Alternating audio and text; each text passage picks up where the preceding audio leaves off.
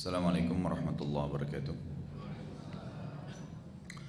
Innal hamdalillah, segala puji bagi Allah Subhanahu wa taala. Nahmaduhu wa nasta'inuhu wa nastaghfiruh.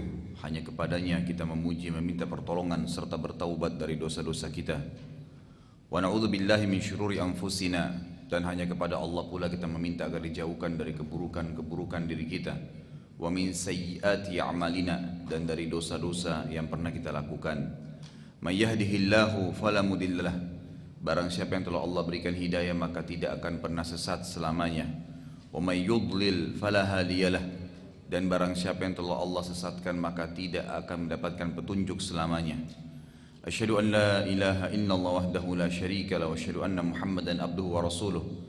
Saya bersaksi tiada Tuhan yang berhak disembah kecuali Allah, dan Muhammad benar-benar juga hamba dan utusannya. Qala Allah Ta'ala, Allah mengingatkan dalam kitabnya, Ya ayyuhalladzina amanu taqullaha haqqa tuqatih wa la tamutunna illa wa antum muslimun. Hai sekalian orang-orang yang beriman, bertakwalah, patuhlah hanya kepada Allah satu-satunya Tuhan sebenar-benar patuh, dan janganlah sekali-kali kalian meninggal dunia kecuali dalam keadaan Islam. Di ayat yang kedua, qala Allah azza wa jalla, Ya ayuhan nasu taqu rabbakumul ladzi khalaqakum min nafsin wahidah wa khalaqa minha zawjaha وبث منهما رجالا كثيرا ونساء واتقوا الله الذي تساءلون به والأرحام إن الله كان عليكم رقيبا. Hai sekalian manusia, sekali lagi bertakwalah, hanya patuhlah kepada satu-satunya Tuhan Allah yang telah menciptakan kalian dari jiwa yang satu, yaitu Adam alaihissalam, dan menciptakan dari jiwa yang satu itu istrinya Hawa alaihissalam, dan telah banyak memberikan keturunan laki-laki juga perempuan dari keduanya. Sekali lagi bertakwalah pada Allah, hanya patuhlah kepada Allah dan jagalah hubungan silaturahim. Sesungguhnya Allah senantiasa mengawasi kalian. Di ayat yang ketiga, qala Allah Ta'ala, Ya ayyuhalladzina amanu taqullaha wa qulu qawlan sadida yuslih lakum a'malakum wa yaghfir lakum dhunubakum wa man yuti'illaha wa rasulahu faqad faza fawzan 'azima. Hai sekalian orang-orang yang beriman, sekali lagi bertakwalah, hanya patuhlah kepada Allah satu-satunya Tuhan dan pencipta, dan ucapkanlah kalimat yang benar. Niscaya Allah akan memperbaiki amal-amal perbuatan kalian, mengampuni dosa-dosa kalian. Barang siapa yang mentaati Allah dan Rasulnya, maka dia telah mendapatkan kemenangan yang besar. Amma ba'd, fa inna asdaqal hadithi kitabullah. Kita tahu sebaik-baik referensi dan rujukan adalah kitabullah, Al-Quran. Wa khairu hadyu Muhammadin sallallahu alaihi wasallam, dan sebaik-baik petunjuk setelah itu, referensi kedua setelah Al-Quran adalah petunjuk Nabi besar kita Muhammad sallallahu alaihi wasallam yang dikenal dengan As-Sunnah. Wa syarrul umuri muhdatsatuha, dan seburuk-buruk perbuatan dalam ibadah yang tidak punya rujukan dari keduanya, Al-Quran dan Sunnah. Fa inna kulla muhdatsin bid'ah, semua ibadah yang tidak punya referensi rujukan dari Al-Quran dan Sunnah dikenal dengan perbuatan baru dalam agama atau bid'ah. Wa bid'atun dhalalah, dan perbuatan baru itu yang tidak punya referensi dari wahyu akan membawa pelakunya pada kesesatan. Wa inna dalam finnar, kesesatan akan membawa pelakunya ke dalam api neraka. Muslimin dan muslimat, ikhwah akhwat rahimani rahimakumullah. Lanjutkan tema tentang as-sirah an-nabawiyah, dan memang kita akan terus berlanjut dalam tema-tema ini. Mudah-mudahan saja Anda mengikuti dari sebelumnya. Seperti biasa saya reviewkan dulu. Bahasan kita yang terakhir adalah tahun kesedihan, di mana Nabi alaihissalatu wassalam dicatat dalam sejarah, didukung dalam dakwanya. Yang paling berpengaruh dalam kejiwaan beliau ada dua orang. Yang pertama pamannya Abu Talib, yang kedua istrinya Khadijah radhiyallahu anha. Waktu Abu Talib mengalami sakit yang berat, tentu selama hidupnya dia bela Nabi sallallahu alaihi wasallam. Dia bela Nabi sallallahu alaihi wasallam karena keponakannya, cinta pada ponakannya, tapi bukan cinta pada dakwah ini gitu. Jadi adanya fanatisme saja. Makanya Abu Talib waktu diranjang kematian sempat Nabi alaihi salatu wasallam mengatakan, Ya ammi, wahai pamanku, qul la ilaha illallah uhajju bika indallahi yaumal qiyamah. Ucapkan saja dengan lisan Anda la ilaha illallah, gitu. Maka saya akan membantu Anda dengan kalimat itu di depan Allah Subhanahu wa taala. Kenapa Nabi sallallahu alaihi wasallam sini cuma mengatakan ucapkan la ilaha illallah, tidak dikatakan wa anna Muhammad Rasulullah?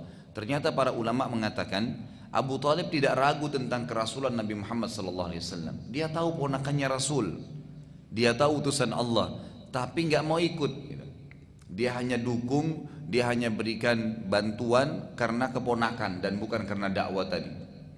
Apa yang terjadi? Abu Jahal yang sudah kita jelaskan pada pertemuan yang lalu, yang dikenal dengan Fir'aunnya umat ini, itu tiba-tiba di atas kepalanya mengatakan kepada Abu Talib, di atas kepala Abu Talib, dan berkata, wahai Abu Talib, apakah kau akan meninggalkan agamanya nenek moyangmu, terutama yang dipertahankan oleh Abdul Muttalib ayahmu? Maka kata ya Abu Talib, dia waktu sejeraknya diam, lalu dia mengatakan, wahai Muhammad, aku khawatir nanti ya dikatakan aku memusuhi kaumku. Maka akhirnya dia meninggal tidak sempat mengucapkan la ilaha illallah. Dan ini sekaligus membantah pemahaman Syiah yang sudah kita jelaskan, yang mengatakan Abu Talib ya tidak meninggal dalam keadaan ya kafir, meninggal dalam keadaan Islam. Ini berarti mereka membantah banyak sekali sabda Nabi sallallahu alaihi wasallam. Di antaranya kata Nabi SAW dalam hadis riwayat Tirmidzi dengan sanad yang sahih, ya, kalau bukan karena saya, maka Abu Talib akan berada di dasarnya api neraka bersama dengan orang-orang kafir yang lainnya. Tapi karena saya, maka Abu Talib diberikan azab yang paling ringan di neraka. Lalu Nabi SAW jelaskan bahwasanya Abu Talib akan diberikan 2 buah sendal saja dari neraka, yang pada saat diletakkan di telapak kakinya maka membuat otaknya mendidih. Hadis sahih.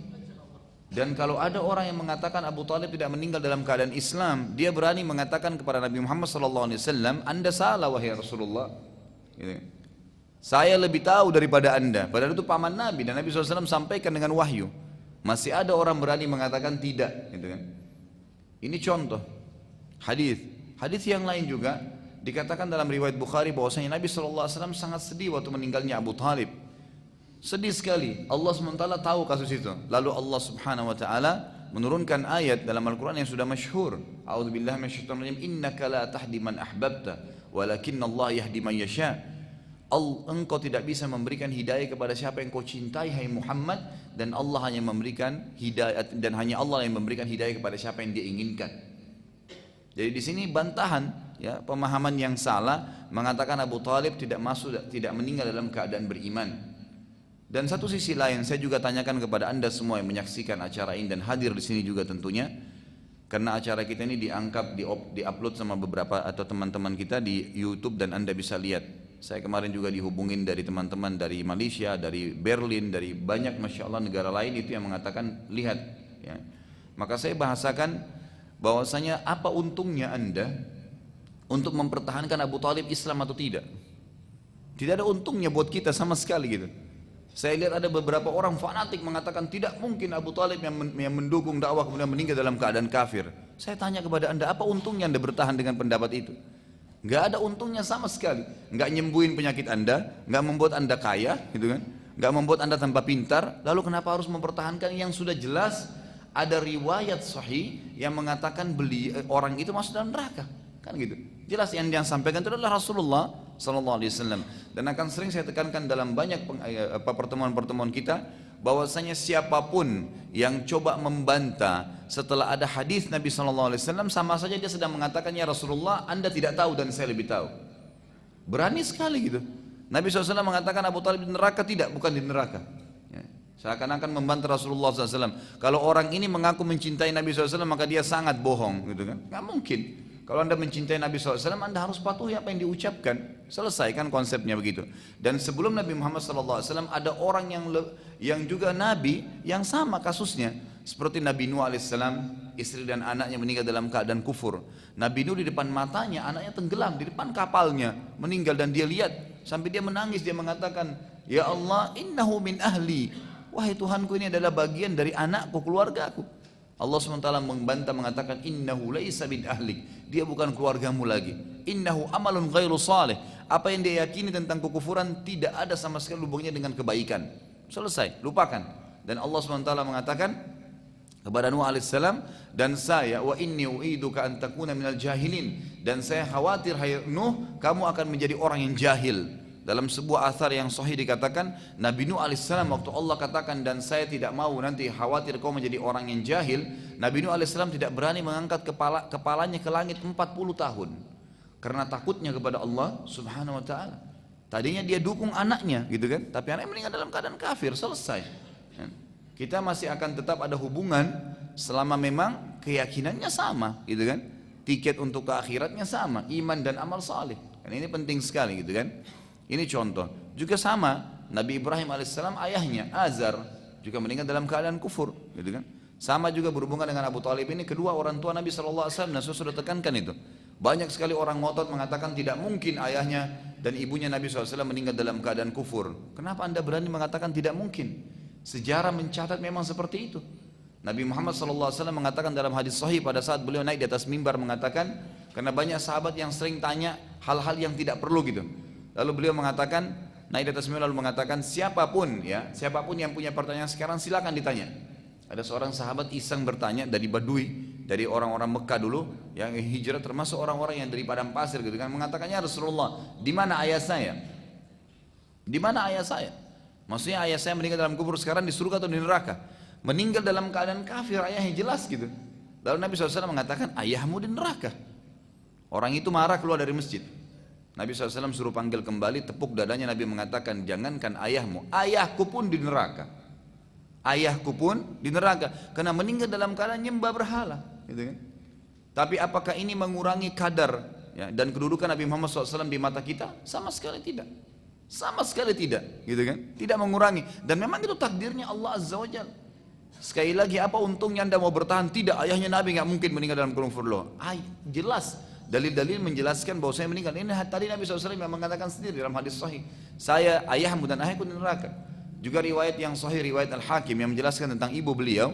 Maka Nabi SAW mengatakan, aku minta izin kepada Tuhanku untuk menziarahi kuburan ibuku di Rabwah. Rabwah itu jarak antara Mekah dan Madinah. Meninggal di sana Aminah. Lalu aku diizinkan dan aku minta kepada Tuhanku agar beristighfar untuk ibuku, aku dilarang. Nabi SAW dilarang istighfar untuk ibunya karena meninggal dalam keadaan kufur. Gitu kan? Ini dalil-dalil yang sahih. Sekali lagi, kalau ada orang yang ngotot mengatakan tidak mungkin, anda sedang mengatakan kepada Nabi Muhammad SAW, ya Rasulullah, anda tidak tahu. Ini terlalu berani terhadap ya Nabi Muhammad SAW. Sekali lagi, kejadian ini tidak akan mengurangi kadar Nabi Muhammad SAW.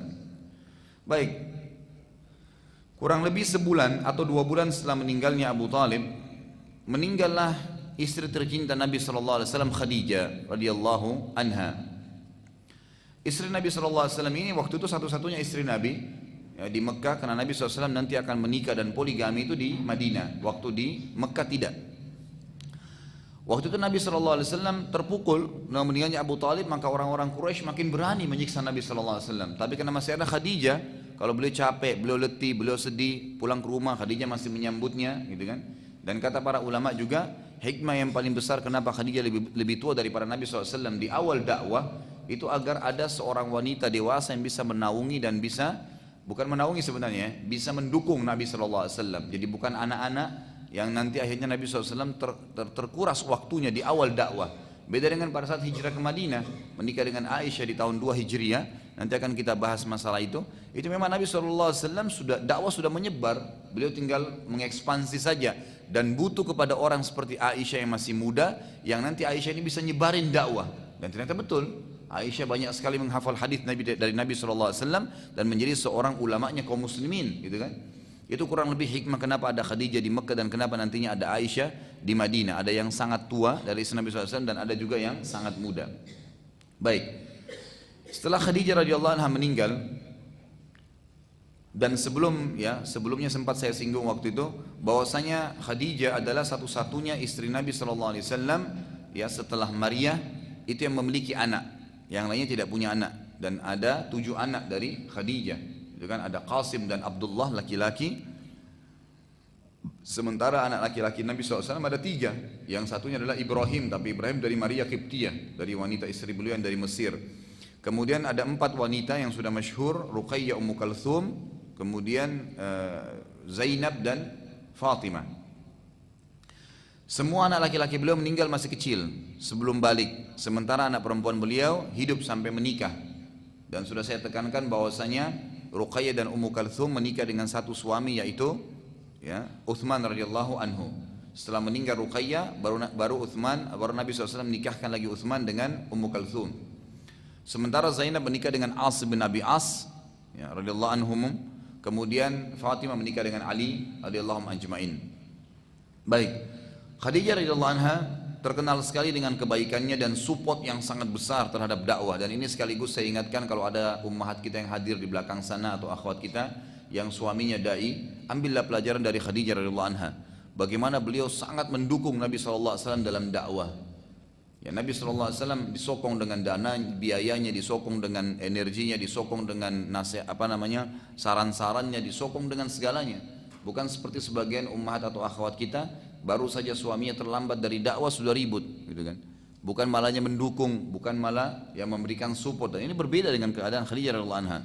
Makanya ulama mengatakan sifat paling mulia dari seorang Khadijah yang harus diambil oleh setiap muslim, terutama yang suaminya dai, itu mereka mendukung suami dalam setiap kegiatan dakwah, dan bukan karena hanya sedikit sibuk ceramah saja atau nuntut ilmu di masjid, lagi terutama di rumah Allah, ya, itu maka mereka sudah merasa terganggu, mestinya diberikan support, gitu kan. Kalau masalah Anda merasa kurang waktu, insya Allah, ya, kalau saya sering bahasakan kepada istri saya, yang penting kita maksimalin waktu, akan berkah itu. Pulang, walaupun saya pulang malam jam 9, jam 10 malam, tidak ada masalah. Setelah itu kita bisa duduk ngobrol, insya Allah setengah jam, 1 jam aja duduk ngobrol, itu sudah menghilangkan kejenuhan yang sehari menunggu. Bisa sebenarnya kalau kita maksimalin, gitu kan. Cuma memang kita sendiri yang kadang-kadang diwaswas oleh syaitan untuk mengganggu, ya, kegiatan-kegiatan dakwah itu sendiri. Nabi SAW sempat berbicara atau menyebutkan dalam hadis Bukhari Muslim, beliau mengatakan, telah datang kepada saya Jibril alaihissalam dan berkata, sungguh Allah mengirimkan salam untukmu wahai Muhammad, dan sampaikan berita gembira kepada Khadijah bahwasanya ia akan memiliki istana di surga yang terbuat dari permata, dan di sana tidak ada keributan atau penuh dengan ketenangan dan tidak ada keletihan. Artinya kata para ulama hadis, ini pertama fadilah buat Khadijah radhiyallahu anha, jaminan masuk surga dan ada istana di surga. Yang kedua, ternyata istri yang mendukung suaminya dalam dakwah, yang akan memberikan supportnya, itu enggak sia-sia. Allah Subhanahu wa taala memberikan balasan yang sangat besar. Nah, dengan kematian kedua orang ini, maka Nabi SAW sangat terganggu, gitu kan, secara kejiwaan beliau terganggu. Artinya di sini kejiwaan merasa berat, karena tadinya kalau pulang ke rumah masih ada Khadijah, sekarang Khadijah meninggal. Kemudian pada saat juga di lapangan ada yang ganggu, maka Abu Talib langsung turun tangan, gitu kan. Makanya beliau mengatakan tidak ada lagi siksaan Quraisy yang lebih pedih dari yang terjadi setelah kematian Abu Talib dan juga Khadijah. Baik, kita masuk ke poin baru pada hari ini insyaallah, yaitu dakwah ke kota Taif. Kemudian ada kisah jin Nusaybin dan juga kejadian Isra dan Mi'raj. Kita mulai dengan poin pertama, dakwah ke kota Taif. Taif adalah sebuah kota yang kurang lebih jaraknya antara 60 sampai 70 kilo dari kota Mekah. Jadi ini di pegunungan yang cukup dingin. Biasanya orang-orang di Saudi sekarang itu kalau musim panas mereka ke daerah-daerah ini, Taif, kemudian ada wilayah-wilayah di depannya, di atasnya sampai ke Abha, Baha, itu semua daerah-daerah dingin, gitu kan. Kami pernah pergi ke sana di musim panas, lagi panas-panasnya Mekah dan Madinah, di sana malah dingin, kami tidur siang hari dengan selimut, gitu kan. Jadi memang ini wilayah yang dingin seperti pegunungan, kalau kita mungkin puncak, ya. Baik, kota Taif ini menjadi target Nabi SAW setelah melihat Mekah tidak ada gunanya. Nabi SAW waktu itu berdakwah di Mekah, ya, beberapa tahun. Yang masuk Islam totalnya semua di Mekah itu 153 orang saja. 83 orang ada di Habasyah yang hijrah ke Ethiopia, dan ada 70 orang tinggal di Mekah bersama Nabi alaihissalatu wassalam. Sisi lain, selain sedikit sekali orang yang masuk Islam pada saat itu, juga siksaan dan gangguan orang-orang Quraisy makin jadi-jadi setelah 2 orang tadi meninggal itu. Sebelum meninggalnya Abu Talib, yang menyiksa dan mencaci maki hanyalah pemuka-pemuka Quraisy saja. Tapi setelah Abu Talib meninggal dengan Khadijah, maka yang menyiksa dan menghina hampir seluruh masyarakat Mekah yang kafir, baik itu orang tua, anak-anak, laki-laki, perempuan, budak, orang bebas, semua mencaci maki Islam, itu kan menghina. Karena mereka dimotivasi oleh orang-orang tua mereka atau tuan-tuan mereka atau sahabat-sahabat mereka. Oleh karena itu Nabi SAW akhirnya ingin mengembangkan dakwah dan coba wilayah lain selain Mekah. Dan yang paling tepat pada saat itu adalah kota Taif, karena paling dekat dengan kota Mekah, terjangkau dengan jalan kaki, ya. Jadi naik kuda atau unta atau jalan kaki, dan jalannya masih lebih mudah dibandingkan kota-kota lain gitu. Kalau ke Madinah itu masih butuh sekitar 3-4 hari pada zaman itu ya, kalau naik kuda. Kalau jalan kaki mungkin bisa lebih lama lagi, mungkin bisa seminggu bahkan lebih. Kalau ke kota Taif berbeda. Dan perlu Anda tahu bahwasanya Nabi SAW ke kota Taif ini jalan kaki, tidak pakai kendaraan. Sejarak 60-70 kilo itu jalan kaki. Itu sangat jauh sebenarnya. Tapi Nabi SAW begitulah berdakwah. Di awal Islam itu butuh juhud yang luar biasa. Makanya di awal dakwah itu memang butuh juhud. Ada orang kadang-kadang dai-dai kita ini mau gencar berdakwah di satu masjid, setelah apa? Ada dai-dai lain yang sudah membuka jalan, baru dia mau. Awalnya nggak mau nyentuh masjid, kan gitu. Awalnya merasa nggak usah di sana banyak ahli bid'ah, di sana banyak orang syirik, di sana banyak begini. Loh terus siapa yang mau mendakwai mereka kalau anda tidak mau? Mestinya anda masuk di sana gitu kan. Bahkan kalau kita menjadi pemicu awal, insya Allah maka setiap orang yang datang setelah itu sudah aman, gitu kan. Sudah tidak ada masalah, malah lebih mudah dan kita akan panen pahalanya. Baik, Nabi SAW pada saat itu berjalan kaki, disebutkan dalam sejarah dan riwayat-riwayat yang sahih, menuju ke kota Taif sampai beliau tiba di sana, tapi tidak disebutkan berapa hari baru tiba. Ya, karena Nabi SAW tidak sampaikan itu, maka yang cukup adalah beliau tiba di kota Taif. Lalu beliau langsung bertemu dengan pemuka Taif. Dan ini termasuk strategi dakwah yang bagus. Kalau kita masuk ke satu lokasi dan kita dikenal, cari tokoh masyarakatnya siapa. Karena kalau tokoh masyarakatnya bisa didakwahi, maka lebih mudah mendakwahi masyarakatnya umumnya. Tapi kalau langsung ke masyarakat dan tokohnya nolak, maka dia bisa nanti menggejolakkan masyarakatnya untuk nolak dakwah itu. Nabi SAW segera ke pimpinan kota Taif, yang pada saat itu kebetulan terdapat 3 orang ya, yang menjadi pimpinan kota Taif. Sebenarnya ayahnya mereka yang raja, tapi ayahnya meninggal dan ketiga ini jadi pemimpin. Ya. Tidak ada yang menggantikan ayahnya, tapi tiga-tiganya menggantikan ayahnya. Yang pertama bernama Abdul Yalail, dan yang kedua Mas'ud, yang ketiga Habib. 3 orang ini terkenal kepala suku daripada atau pimpinan kota Taif. Abdul Yalail, Mas'ud dan Habib. Baik, ketiga orang ini pada saat ayah mereka Amr bin Umarah, ini raja kota Taif, meninggal dunia, maka ketiganya menjadi pemimpin. Nabi SAW minta izin untuk menyampaikan dakwah beliau, lalu diizinkanlah oleh mereka. Pada saat itu Nabi SAW karena salah satu tokoh masyarakat Makkah, jadi dia sambut. Setelah disampaikan tentang Islam pada mereka, Nabi SAW membacakan ayat-ayat Al-Quran gitu kan. Maka yang paling pertama muncul di benak 3 orang ini, karena Nabi SAW mengatakan kan, ikuti saya. Kata-kata ikuti saya dengan mengimani ada Tuhan namanya Allah, tidak ada Tuhan yang berhak disembah kecuali Allah, jangan sembah berhala, dan saya utusan Allah. Apa hukum yang saya tentukan dari wahyu Allah, maka wajib dipatuhi. Yang pertama muncul di benak 3 orang ini, kerajaannya akan hilang. Jadi mereka mengira bahwasanya Nabi SAW itu akan merebut kerajaan mereka, dan ketiga ini akan tunduk kepada Nabi SAW sehingga mereka tidak jadi raja lagi. Itu yang muncul di benak mereka. Padahal sebenarnya sebagaimana kita sudah tahu bersama-sama, setiap kali Islam diekspansi di sebuah lokasi, tidak ada perebutan lokasi. Makanya kita lihat di zaman Nabi SAW itu nanti ada, atau kita sudah pelajari sebenarnya sebelumnya ya, ada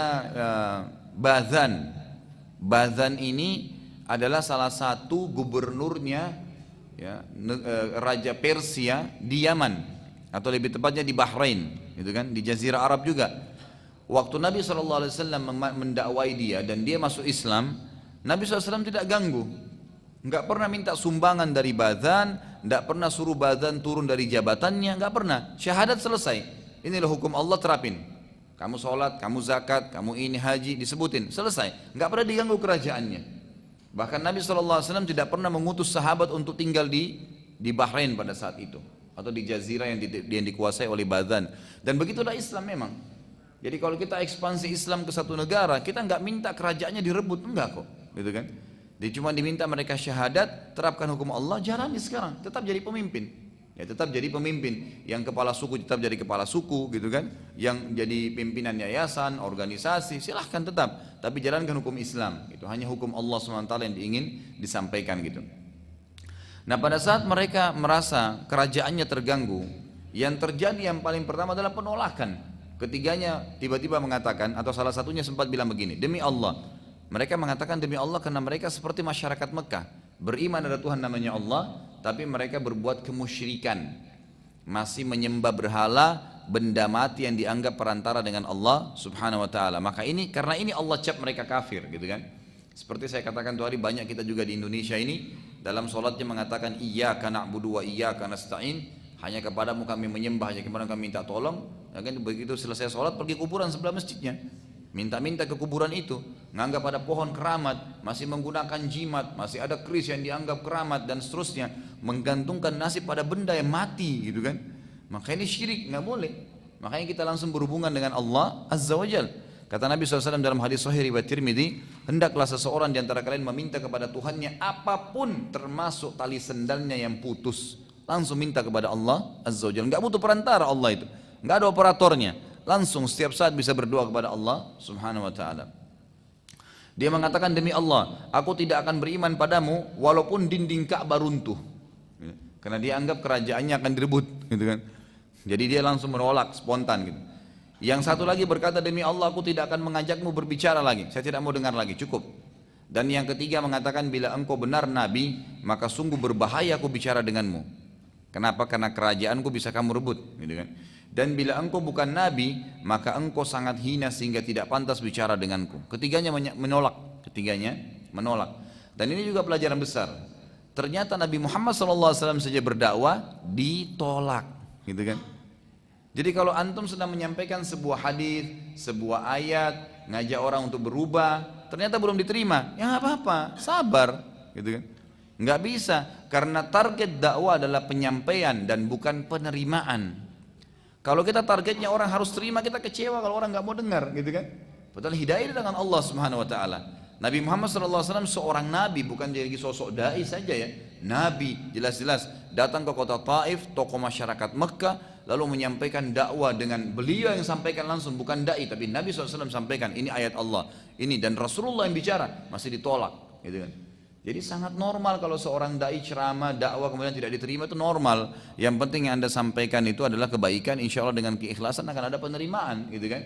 Sebagaimana nanti kita akan lihat ternyata ya, masyarakat Madinah malah satu negeri semua, satu kota itu terima semua dakwah Nabi SAW. Sementara masih ada kota-kota lain yang tolak, tapi ada kota-kota lain yang menerimanya.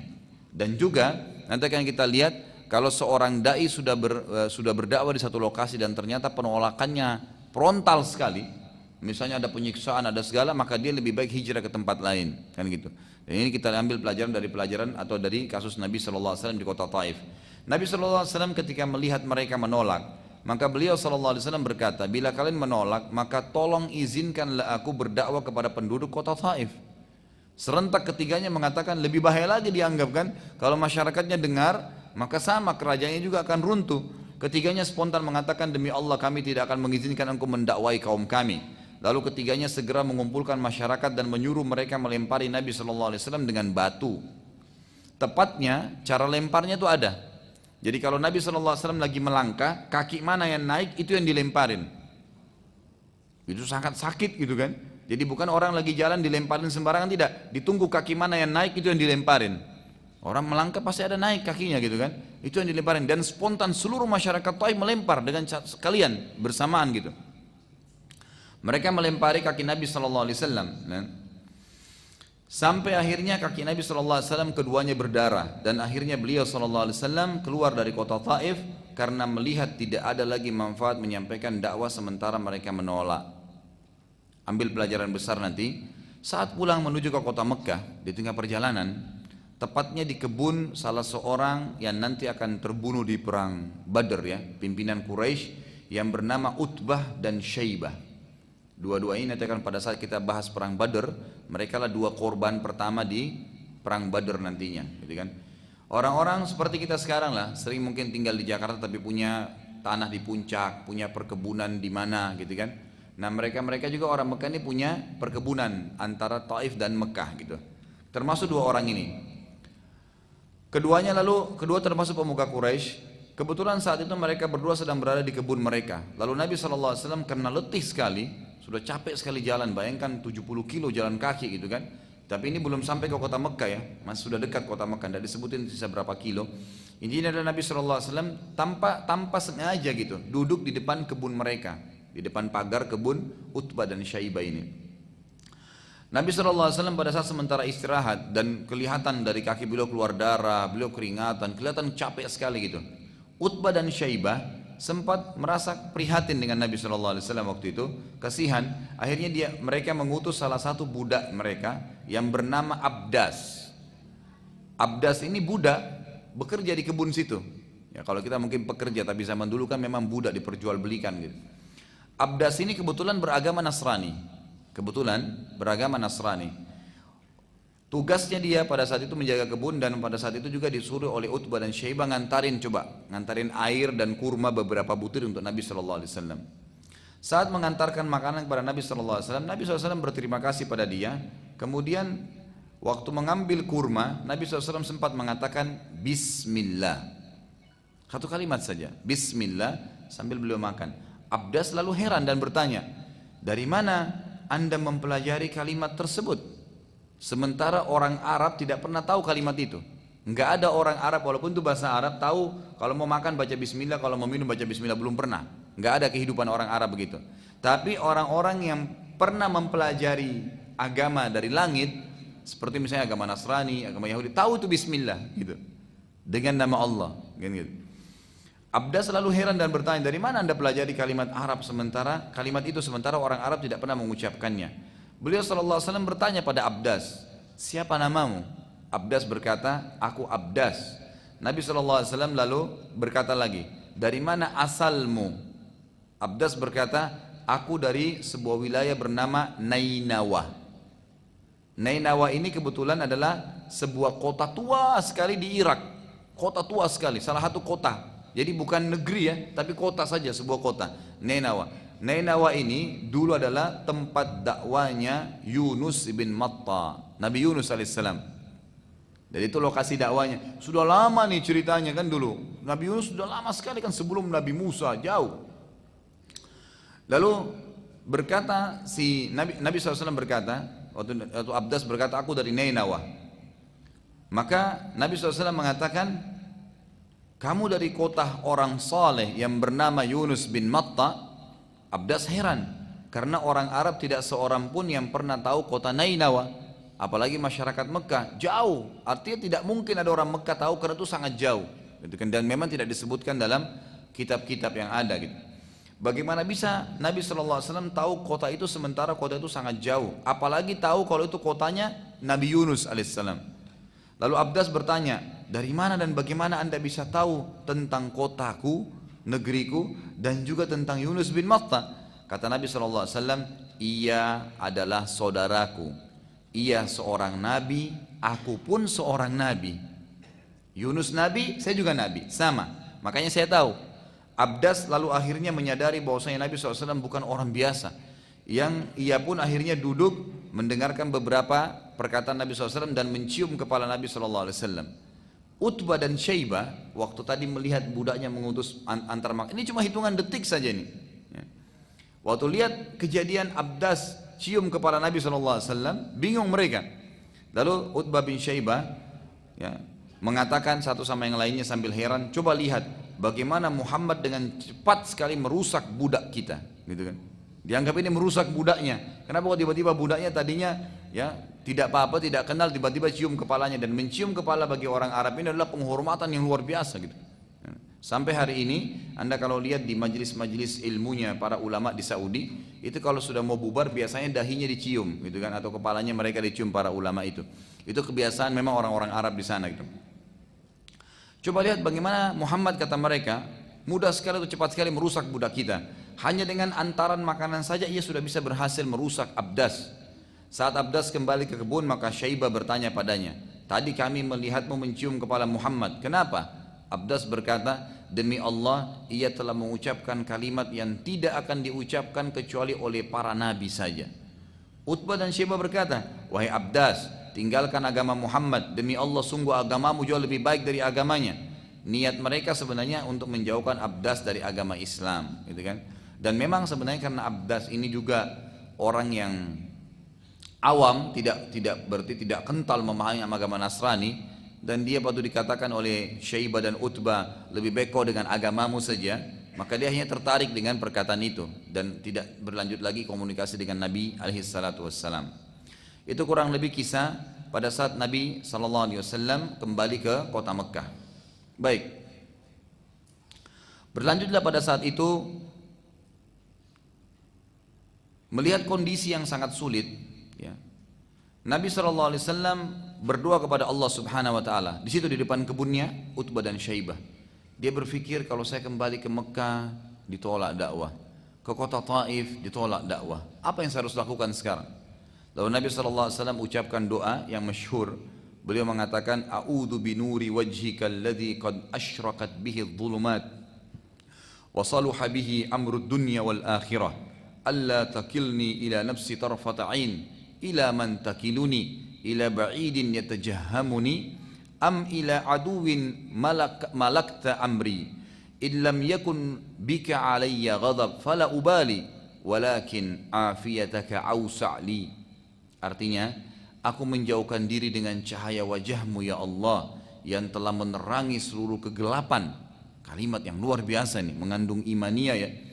Dan jadi kadang-kadang saya sering bahasakan dari doa ini, Anda harus tahu dengan sering memuji Allah itu akan menambah iman kita. Misal, sebelum menyampaikan hajat, pernah ada sahabat begitu masuk masjid langsung mengatakan, ya Allah ampunilah saya, Rabbi ghafirli. Kata Nabi SAW, istajala hada, orang ini buru-buru sekali. Mestinya dia memuji Allah dulu, baca salawat untukku, baru berdoa, gitu kan? Jadi misal contoh, Anda kalau mengatakan pas mau berdoa, mengatakan ya Allah, Zat yang telah menciptakan aku, Zat yang telah mengizinkan aku untuk mengucapkan kalimat-kalimat doa ini, Zat yang telah mengizinkan aku bisa menghirup udara sekarang, Zat yang telah menciptakan semua yang aku lihat dan aku tidak lihat. Kalimat-kalimat pujian kepada Allah ini, itu akan menambah iman. Makanya makin panjang pujiannya makin bagus, gitu kan? Bukankah kalau kita baca Al-Fatihah, Alhamdulillahirabbil alamin, pujian kepada Allah tuh. Segala puji Tuhan alam semesta Allah, Ar-Rahmanir Rahim yang Maha Pengasih, Malik Yaumiddin, rajanya pada hari kiamat, Iyyaka na'budu wa iyyaka nasta'in. Itu pujian kepada Allah. Hanya kepadamu kami menyembah, kami minta tolong, baru kita minta doa. Ihdinas siratal mustaqim. Puji dulu Allah Azza wa Jalla. Ini akan penting sekali. Perhatikan doa Nabi. Nabi SAW cuma ingin menyampaikan hajatnya kepada Allah. Saya repot nih ya Allah. Tapi apa yang dia katakan? Aku menjauhkan diri dengan wajahmu yang telah menerangi seluruh kegelapan dan menjadi kebaikan dalam segala urusan dunia dan akhirat. Maksudnya dengan petunjuk dari Allah, maka saya bisa tahu bagaimana menjalani kehidupan dunia dan akhirat ini. Janganlah engkau membiarkan aku mengambil keputusan sekecil apapun tanpa izinmu ya Allah. Pada siapakah engkau akan membuat aku bergantung, wahai Tuhanku? Ke masa depankah yang belum aku ketahui, atau pada musuh yang telah engkau gantungkan nasibku pada mereka? Bila engkau tidak murka padaku, maka aku tidak akan peduli dan rahmatmu lebih aku butuhkan. Ini doa Nabi SAW waktu dalam kondisi beliau sangat capek, beliau sangat letih, kakinya sudah berdarah, nggak tahu harus berdakwah kemana lagi pada saat itu ya. Istrinya sudah meninggal, ya kan? Kemudian pamannya meninggal, kondisinya sangat luar biasa. Setelah berdoa dengan tulus dan cukup panjang, ada doa-doa yang lain Nabi SAW sebutkan tapi tidak semua dinukil dalam buku-buku sirah. Akhirnya Allah SWT mengutus Jibril alaihissalam yang datang bersama malaikat lain pada saat itu, dan malaikat ini adalah malaikat penjaga gunung. Jibril alaihissalam lalu berkata, wahai Rasulullah, sesungguhnya Allah Subhanahu wa taala telah mengutus bersamaku malaikat yang bertanggung jawab atas gunung-gunung ini. Kalau anda nanti satu waktu, misal Allah takdirkan ke kota Taif, saya kebetulan alhamdulillah sudah beberapa kali, antara Mekah ke Taif itu gunung banyak sekali, gunung-gunung batu. Jadi kita masuk di lereng-lereng gunung tuh, gunung-gunung semua. Dia dari Mekah di bawah, Taif itu di atas sekali, dan itu banyak sekali gunung. Mungkin kalau kita bisa katakan puluhan bahkan ratusan gunung, iya, banyak sekali gitu. Yang mengurus gunung-gunung seluruh bumi ini adalah satu malaikat ini yang diutus oleh Allah SWT. Kata Jibril alaihissalam, wahai Rasulullah, sesungguhnya Allah SWT telah mengutus bersamaku malaikat yang bertanggung jawab atas gunung-gunung. Bila anda ingin, mintalah agar menyatukan gunung-gunung antara Mekah dan Taif sehingga dua-duanya hancur. Kalau anda mau sekarang minta sama Allah, ya Allah, ini Taif dan Mekah tolak saya. Maka malaikat ini tinggal pertemukan gunung-gunungnya, hancur semua, habis ceritanya. Mau nggak seperti itu? Lalu kata Nabi kata Jibril alaihissalam, sekarang keputusan di tangan anda. Sekarang ini, silakan bilang hancur. Gitu. Apa jawaban Nabi SAW? Dan ini juga termasuk ya, para dai harus punya sifat ini. berkasih sayang dengan mad'unya. Orang yang sedang didakwai harus dirahmati, kan gitu. Jangan langsung mau spontan, kamu nggak sholat tahajud masuk neraka, kamu nggak begini, kamu nggak begini, diancaman semua. Makanya ulama mengatakan selalu Nabi SAW itu mendahulukan al-wa'ad sebelum al-wa'id. Janji positif dulu, nih sholat jamaah pahalanya ini, ya, sedekah pahalanya ini, fadilah-fadilahnya semua. Jadi orang termotivasi. Kalau dia nolak, baru ancaman, baru al-wa'id. Ancaman pun harus ikutin wahyu, gitu kan? Dengan ikutin wahyu itu kalau orang sudah nolak benar-benar baru, gitu kan? Perhatikan Nabi SAW sudah dilemparin batu, kakinya sudah berdarah. Bukan cuma sekedar masuk di masjid, jemaahnya cuma 2-3 orang, gitu kan? Enggak, itu masih kecil sekali, nggak ada masalah itu. Saya kalau dalam ceramah saya sudah ditahu itu oleh jemaah saya, kalau 2 orang pun hadir saya nggak peduli, saya datang saya ceramah. Mau dengar silakan, tidak mau dengar nggak ada masalah. Yang penting saya sudah datang. Akhirnya alhamdulillah tiba-tiba penuh masjid seperti ini tadi. Tadi saya lihat masih kosong, tapi sekarang masya Allah gitu. Baik. Waktu itu Nabi SAW berkata apa? Perhatikan kasih sayangnya terhadap mad'unya.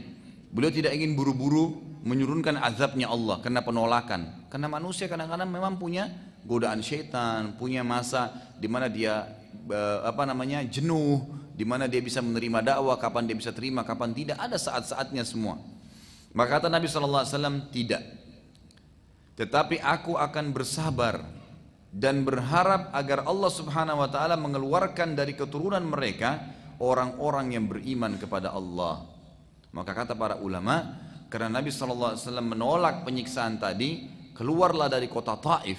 Cukup 1 orang sebenarnya. 1 Taif sekarang kan sudah beriman. Sekarang sudah beriman, kota beriman luar biasa.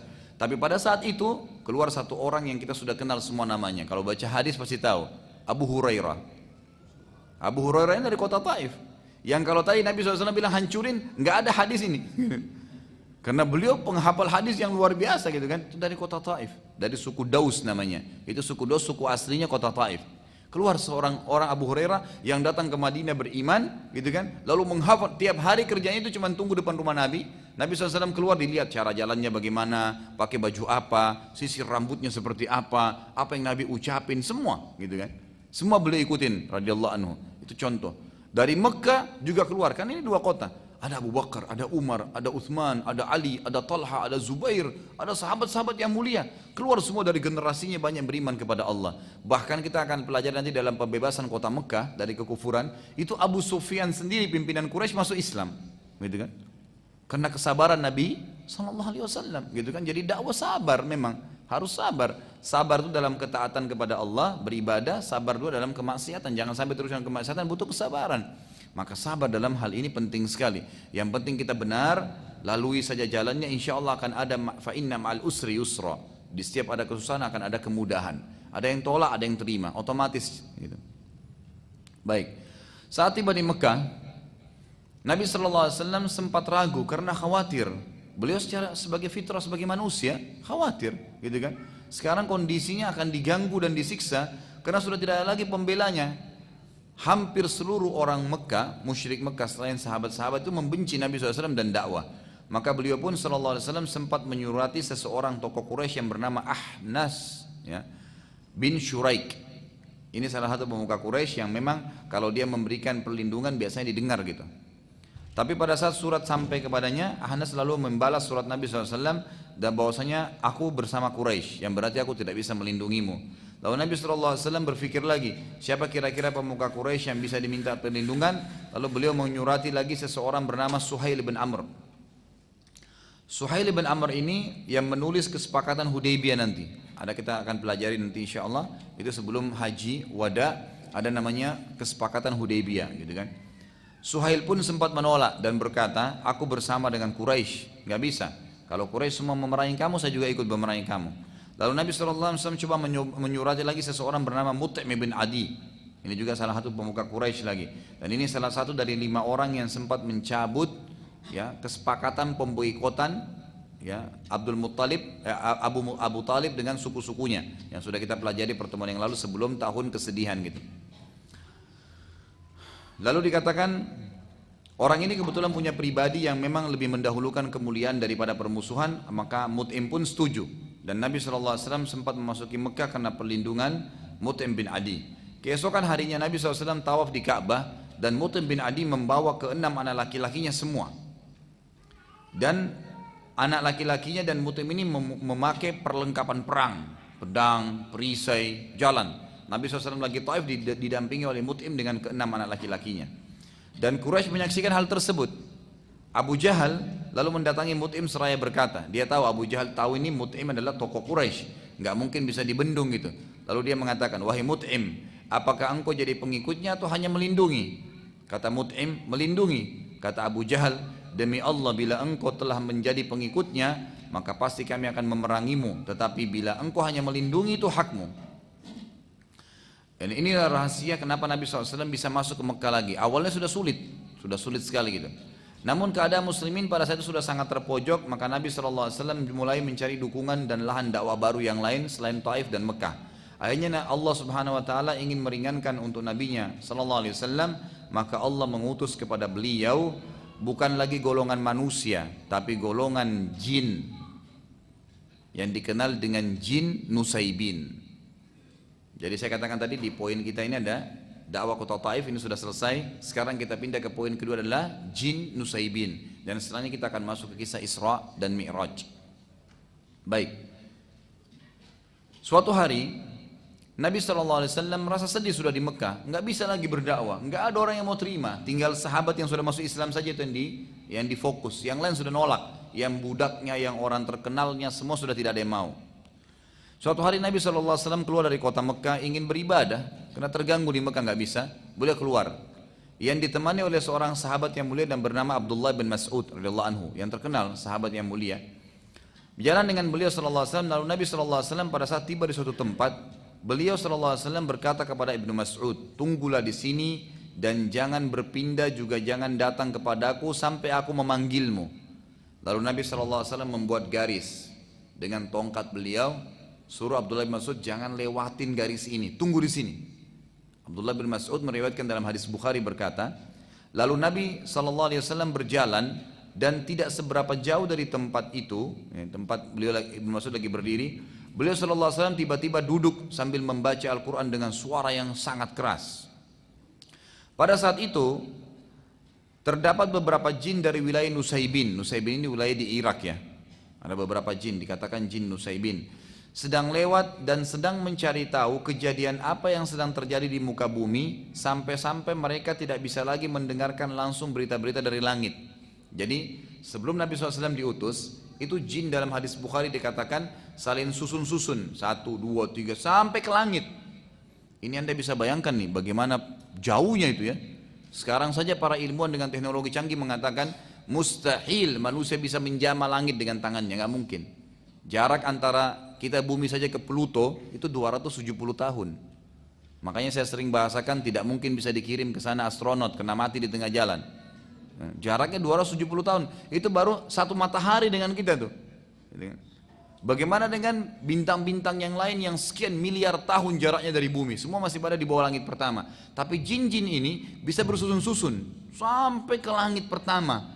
Mereka bisa mendengarkan. Jadi ternyata dalam hadis ini dijelaskan Allah Azza wa Jal itu kalau ingin menjalankan titah, sebuah titah, Allah sampaikan kepada malaikat ya, malaikat di langit 7 sampaikan ke langit ke-6, langit ke-6 sampaikan ke langit ke-5, terus sampai ke langit pertama. Nanti malaikat di langit pertama ini yang memerintahkan atau menyampaikan kepada malaikat-malaikat yang bertugas di bumi, yang mengurus gunung, di mana turun hujan, siapa yang mau mati, siapa yang ini, disampaikan kepada malaikat-malaikat yang akan bertugas di bumi gitu kan. Nah, jin-jin ini naik ke atas untuk dengar informasi. Ini sana hujan besok. Oh, di sini ada mati fulan. Oh, ini akan terjadi gempa. Dia dengar semua informasi besok. Kan gitu. Nah, nanti jin-jin ini akan bekerja sama dengan penyihir-penyihir dan penyamun. Menyampaikan nih. Ini kami dapat informasi di sana hujan. Nanti kamu sampaikan. Besok hujan di sana supaya pengikutnya percaya sama si dukun-dukun ini. Nanti akan kita bacakan dalam surah jin tentang kisah ini bagaimana bekerja samanya manusia dengan jin, dan sampai hari ini, sampai hari kiamat akan terjadi itu. Tetap akan ada bekerja sama, dan ini dilarang dalam Islam ya. Perlu Anda ketahui bahwasanya tidak boleh interaksi dengan jin dengan alasan apapun, gitu kan.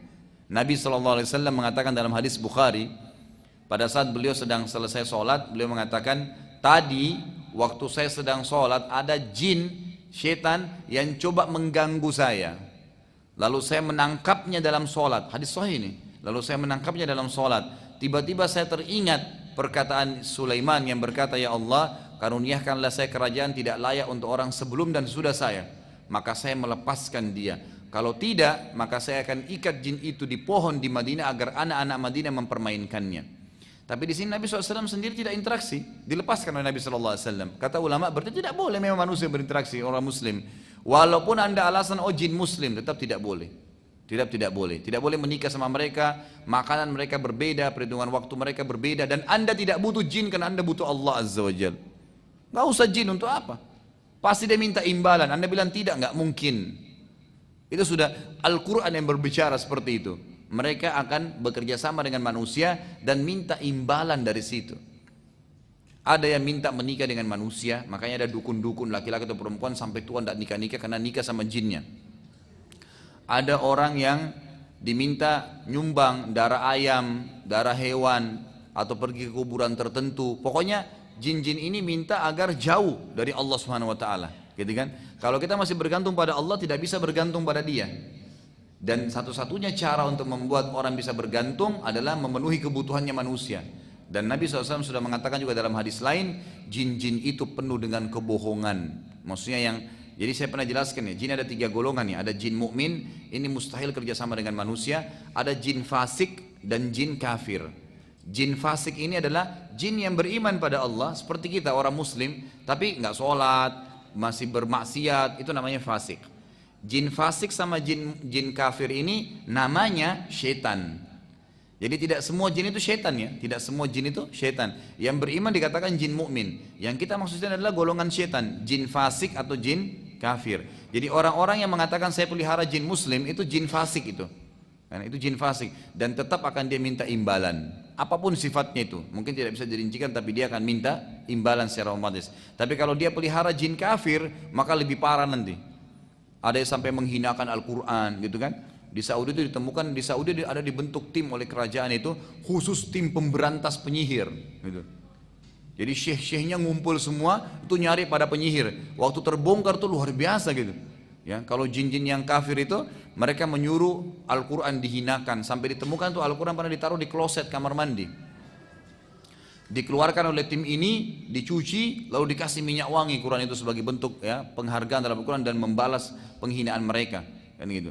Ada di antara perempuan-perempuan yang berinteraksi sama jin kafir ini, kalau mereka supaya suaminya takluk atau tuannya takluk, maka darah haidnya diteteskan di lembaran-lembaran Quran. Itu banyak contoh-contoh yang saya saksikan sendiri itu. Bagaimana cuplikan-cuplikannya itu. Dan cukup banyak yang berhubungan dengan masalah-masalah seperti ini. Dan saya sarankan Anda membeli buku yang kecil, mungkin harga 5.000 atau 7.000 rupiah itu membongkar praktek sihir dan kedukunan. Diterbitkan oleh Pustaka Tazkiyah ya. Mungkin kalau Bapak Ibu yang pernah hadir pengajian saya di Al-Azhar, saya pernah bawain fotokopi buku yang dapat diskon tuh. Di antaranya buku itu, buku kecil sekali tapi itu buku yang sangat bagus. Di dalamnya itu ada gambar-gambar, bentuk-bentuk sihir-sihir yang biasa dipakai oleh penyihir-penyihir dari bentuk benang, tali, apa saja, boneka, macam-macam gitu kan yang mereka lakukan. Intinya adalah kita kembali kepada kisah jin ya. Jin-jin ini mereka selalu naik ke atas mendengarkan apa yang akan terjadi besok untuk bekerja sama dengan penyihir-penyihir dan penyamun yang pada saat itu memang kebanyakan menguasai dunia, gitu kan? Allah ceritakan tentang kisah ini dalam surah Jin urutan 72 ayat 9. A'udzubillahi minasyaitonirrajim wa anna kunna naq'udu minha maq'ida lis-sam' faman yastami'il ana yajid lahu shihabar rasada. Dan sesungguhnya dahulu kami dapat menduduki beberapa tempat di langit untuk mendengarkan berita-berita. Tetapi sekarang berita maksudnya apa yang terjadi besok, gitu kan? Tetapi sekarang barang siapa yang mencoba mendengarkannya tentu akan menjumpai panah api yang mengintai atau membakarnya. Dikatakan dalam hadis Bukhari yang lain bahwasanya Nabi SAW bersabda, jin-jin dulu mereka susun untuk mendengar berita dari langit. Setelah aku diutus, kata Nabi SAW, maka jin-jin langit itu dijaga oleh malaikat-malaikat. Dijaga oleh malaikat-malaikat. Yang malaikat-malaikat ini memegang bintang-bintang yang dipakai untuk memanah jin-jin itu. Makanya kan fungsi bintang itu kan ada 3 ya. Untuk rujuman lisyayatin, memanah setan-setan yang datang mendengarkan berita. Kemudian dalam ayat yang lain di surah Al-Mulk dijelaskan itu zina, perhiasan. Inna zayyana as-samaa'a dunya, gitu kan? Bizinatil khawaqib. Dan kami hiasi muka bumi, langit bumi ini dengan bintang-bintang, ya. Wa hifdhan min kulli syaitanin, dan untuk menjaga juga dari syaitan-syaitan yang datang, gitu kan? Kemudian fungsi yang ketiga adalah menjadi petunjuk bagi orang di lautan, di mana-mana itu fungsi bintang-bintang. Fungsi bintang-bintang itu yang dijelaskan oleh Allah Subhanahu wa taala. Baik. Saat Nabi sallallahu alaihi wasallam ya sedang membaca Al-Qur'an tadi, ternyata jin-jin dari Nusaybin ini kan lagi keliling di muka bumi. Mereka sempat bilang dari lanjutan hadis Bukhari tadi, lalu jin-jin ini berkata, pasti ada penyebabnya. Kenapa langit sekarang dijaga? Dulu sebelum Nabi Muhammad SAW itu tidak ada. Boleh sama Nabi Musa, Nabi Daud, semua Nabi sebelum Nabi Muhammad SAW itu mereka masih bisa dengar. Makanya masih bersaing antara dakwah Nabi dengan para penyihir ini, gitu kan. Setelah Nabi SAW itu tidak bisa lagi, malaikat jaga, mereka dipanahin. Walaupun masih ada yang sempat lolos tapi sedikit, gitu kan.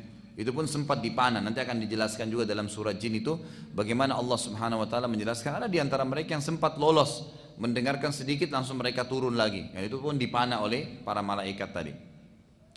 Waktu mereka bilang, akhirnya mereka bilang pasti ada sesuatu terjadi di muka bumi, nggak mungkin. Ada penyebabnya nih, kenapa tidak bisa dengar lagi.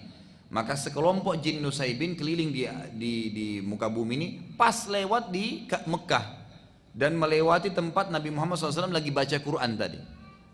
Nah ini sebenarnya dengan hikmah Allah SWT, Allah memang yang sengaja mengutus jin-jin ini, gitu kan. Saat melewati Nabi SAW, jin-jin Nusaybin ini mereka pun berhenti dan berkumpul untuk mendengarkan apa yang Nabi SAW sedang baca. Ini menandakan jin itu membaca, gitu kan. Dan bukan mustahil jin itu juga hadir dalam majelis ilmu, ya, bukan mustahil sekarang sebelah anda ada jin, tapi nggak usah takut, nggak perlu takut kecuali kepada Allah Subhanahu Wa Taala. Kata Ibnu Mas'ud radhiyallahu anhu yang meriwayatkan hadis ini, aku melihat sekelompok makhluk laki-laki yang kepala mereka seperti kendi-kendi besar. Ibnu Mas'ud sempat lihat, gitu kan. Lalu aku pun berdiri karena khawatir akan keadaan Nabi SAW. Lalu Nabi SAW memberikan isyarat agar aku tetap duduk. Nabi tahu Ibnu Mas'ud akan berdiri, Nabi kasih isyarat, gitu kan, tidak boleh tetap duduk. Karena banyaknya jin yang datang mendengarkan Al-Quran, sampai kata Ibnu Mas'ud, aku tidak bisa lagi melihat Nabi SAW karena dipenuhi oleh orang-orang ini yang kepalanya seperti kendi-kendi dan mereka tinggi besar, gitu kan. Allah Subhanahu Wa Taala menceritakan tentang kejadian tersebut, masih lanjutan surah Jin tadi. Jadi kita dibahas banyak surah Jin karena memang surah Jin menjelaskan tentang masalah itu. Surah Jin urutan 72 ayat 19 menceritakan tentang bagaimana Nabi SAW dikerumuni oleh jin-jin Nusaybin itu. A'udzubillahi minasyaitonir wa annahu lamma qama Abdullah yad'uhu kadu yakununa alaihi libada. Dan bahwasanya sewaktu hamba Allah Muhammad SAW berdiri hendak menyembahnya dengan membaca Al-Quran, hampir saja jin-jin itu mendesak untuk mengerumuninya. Ini ayat Quran, surah Jin ayat 19. Saat mendengarkan Al-Quran, maka jin-jin tersebut jadi memahami apa saja yang telah terjadi, termasuk penipuan iblis kepada mereka bahwasanya ada sesembahan selain Allah.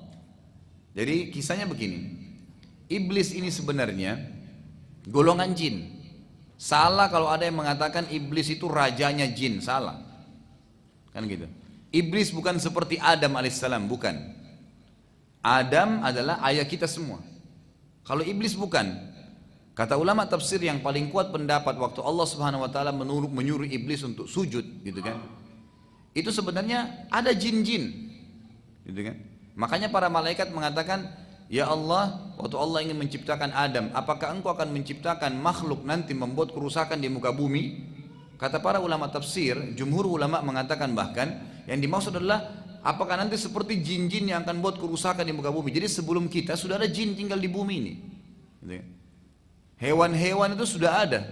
Allah Subhanahu wa taala sudah ciptakan. Tumbuh-tumbuhan itu sudah ada. Manusia datang nyusul setelahnya. Karena awalnya manusia diciptakan oleh Allah Subhanahu wa taala itu di surga, Nabi Adam AS di surga, kan gitu. Jadi memang ini bumi berbeda, bukan memang belum kita ada di sini gitu. Tapi jin-jin sudah ada. Makanya Allah SWT mengatakan apa tentang iblis? Kana minal jinni fa fasaqa an amri rabbi. Kana minal jin maksudnya iblis itu salah satu dari golongan jin, bukan pimpinannya. Fafasaqa an amri rabbih, tapi dia tidak mau ikuti patuh perintah Tuhannya. Nah, kata sebagian ulama tafsir juga, ternyata waktu Allah Azza wa Jalla menciptakan Adam, yang hadir di situ iblis. Masih ada jin-jin lain yang tidak hadir, gitu kan? Nah, waktu Nabi SAW membaca Al-Quran ini, ternyata iblis ini membuat propaganda di antara jin-jin. Di antaranya, dia mengatakan bahwasanya ada Tuhan selain Allah. Syirik, berbuat syirik, didakwai itu. Dan dia mengajak agar orang-orang bisa atau jin-jin bisa ikut dengan dia. Dan perlu Anda tahu, yang menjadi pasukannya iblis sekarang ini, ya, yang paling banyak itu keturunannya dia. Jadi keturunan dia, bukan jin umumnya. Karena jin banyak yang beriman dan tidak mau ikut dengan dia, tidak mau ikut dengan iblis. Nanti akan kita jelaskan dalam surah Jin ayat 1 sampai ayat 18 menceritakan masalah itu. Kita akan baca panjang lebar sebentar gitu kan. Tapi ini membuktikan bahwasanya iblis itu bukan pimpinan, bukan raja jin seperti sering digambarkan gitu kan. Tidak, dia salah satu dari golongan. Dan iblis sangat lemah.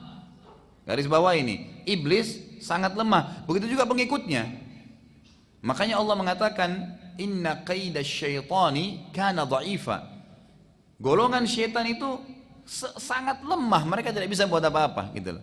Lemah, tidak bisa buat apa dengan manusia. Yang bisa cuman bisikin, cuman apa, membuatlah bisikan, ya tiupan sehingga kita mengantuk kalau mau ibadah. Tidak bisa apa-apa. Jin tidak bisa menjelma pegang tangan kita suruh kita berzina, nggak bisa. Dia nggak punya kekuatan untuk itu.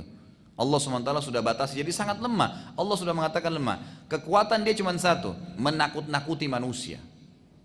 Seakan-akan sudah sesuatu yang menakutkan, tidak. Kalau orang yakin dan faham ini, dia tidak akan takut kecuali kepada Allah Azza wa Jal.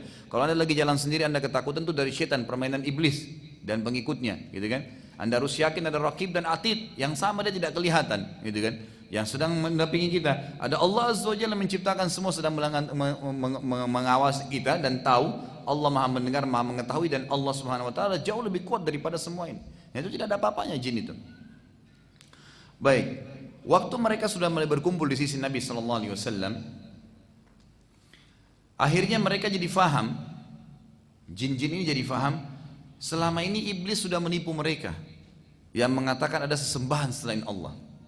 Nanti akan kita baca ayat surah Jin, bagaimana jin-jin ini mengatakan wa kana safihuna, dan dulu orang bodoh dari kami, maksudnya iblis. Dia mengatakan Allahi syatata, dia mengatakan bahwasanya Allah itu masih ada sekutunya. Dan jin ini tidak tahu, mereka ikut-ikutan saja.